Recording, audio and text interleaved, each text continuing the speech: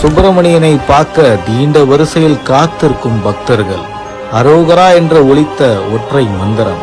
அலமோதிய பக்தர் கூட்டத்தினால் முருகனை அதிகாலையில் பார்க்க சிறப்பு ஏற்பாடு. தூத்துக்குடி மாவட்டம் திருச்செந்தூர்ல அருள்மிகு சுப்பிரமணிய சுவாமி திருக்கோயில் அமைஞ்சிருக்கு.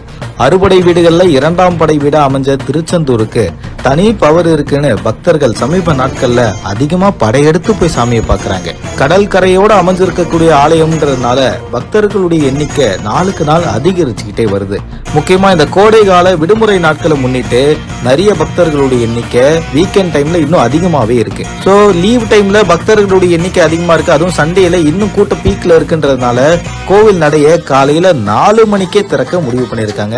4:30 மணிக்கு சாமியை பார்க்க ஆரம்பிப்பாங்க. முக்கியமா 4:30 மணிக்கு விஸ்வரூப தீபாரதனை தரிசனமும் கிடைக்கும். 6 மணி போல உதய மார்த்தாண்ட அபிஷேகமும் நடைபெறுதான்.